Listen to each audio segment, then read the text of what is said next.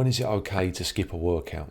I'm going to discuss this topic in today's video. Before I start though, if I could remind you to give the video a thumbs up if you do enjoy it, and consider subscribing to the channel to see more true natural bodybuilding videos. Also, only a small fraction of my subscribers are actually notified when I release a new video. So if you want to see videos more frequently from me, then don't forget to click the little bell icon and then enable notifications for YouTube on your phone. So besides illness, there are very few circumstances that are going to prevent you realistically from getting in a workout over the course of a day, 24 hours. I'm thinking maybe a natural disaster, in a time of conflict, something like that. So going to a funeral or taking your pet to the vet after work or spending 2 hours longer at the office, going to IKEA, they're not viable excuses. And I've heard every excuse possible, and these same people are continuing to make excuses years later. They're still frustrated with themselves, haven't got the results they wanted. One excuse will lead to another, and before you know it, it starts to leach into your everyday life. You have to be a man of your word.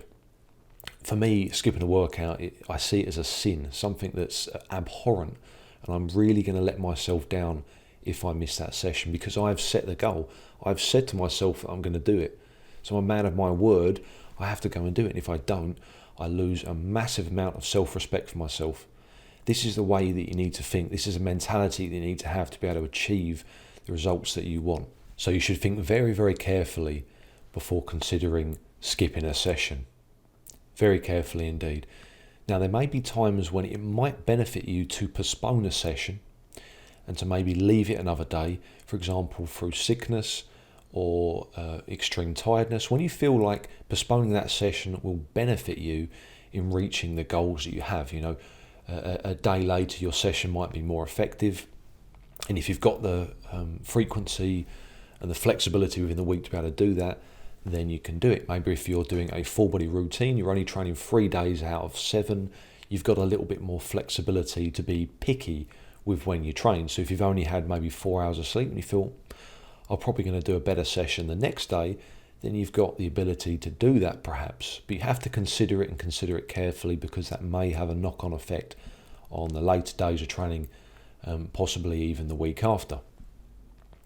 Now, when you're doing a high frequency approach training split, i.e. like a traditional bodybuilding split, one muscle group to each day, then you've got less room to play with, less wiggle room, and it's going to be more difficult to postpone sessions and catch them up at a later date. You might have to kind of amalgamate 2 sessions together later on to get that done if you do miss a day.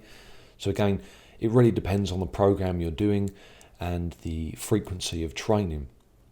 For me personally, I would feel more comfortable with maybe postponing a session to a later date if I'm doing something strength orientated. An example is for me at the moment, I'm going into this week for a squat PB.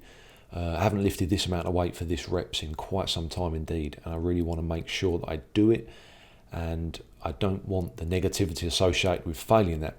So over the weekend I covered the Olympia event, and I had 2 really poor nights of sleep. I was up to about 6 a.m. both nights, and I felt that I wasn't recovered enough on Tuesday to be able to get that the number of reps that I wanted with that weight. So I decided to postpone it to the Wednesday, and then I'll carry on my workouts in the same order from that day instead of Tuesday. So I'll do Wednesday, Friday and Sunday, and I'll just keep that rolling. I have the flexibility at the moment to do that.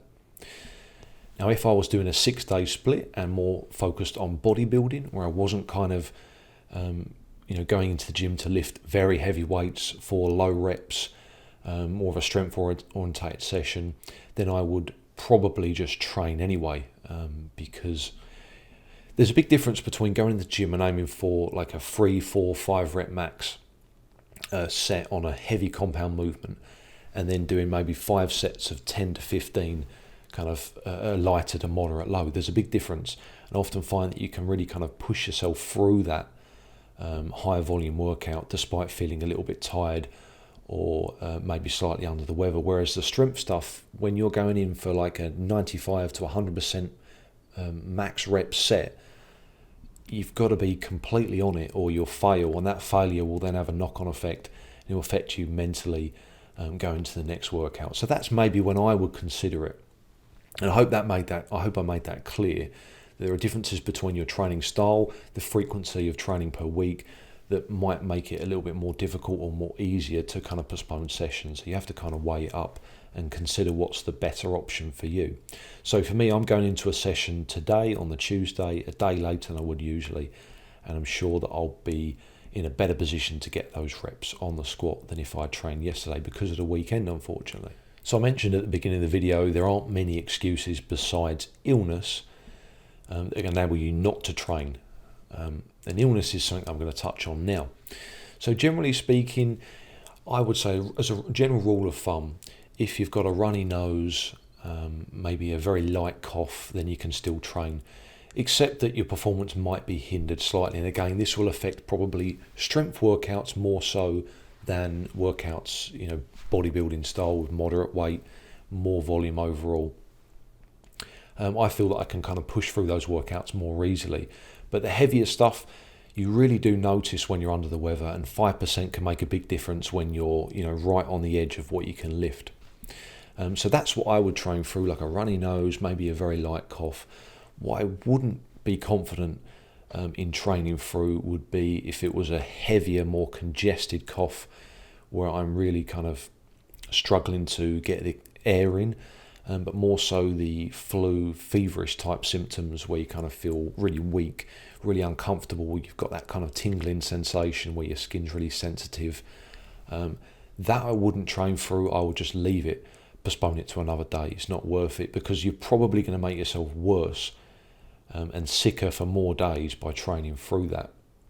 So there's a big difference there.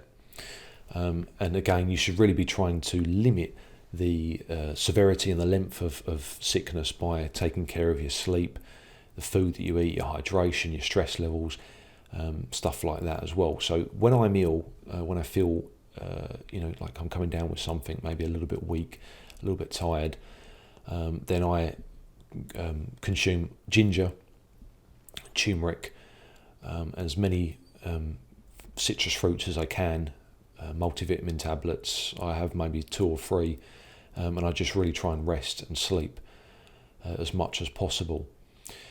And you'll overcome that a lot quicker than if you were to sort of push through it and do your training session, and then you're going to be out for maybe 3 or 4 days as opposed to 1 or 2. So that's how I would kind of look at it.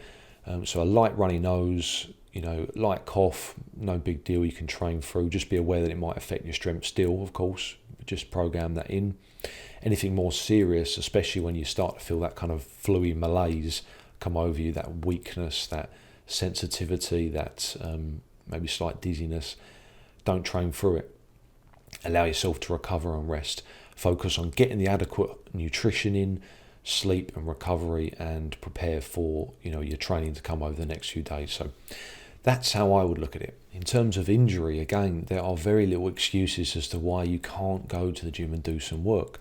Unless you're completely bedridden and incapacitated by some horrific injury, it's unlikely that you're in a position where you can't train.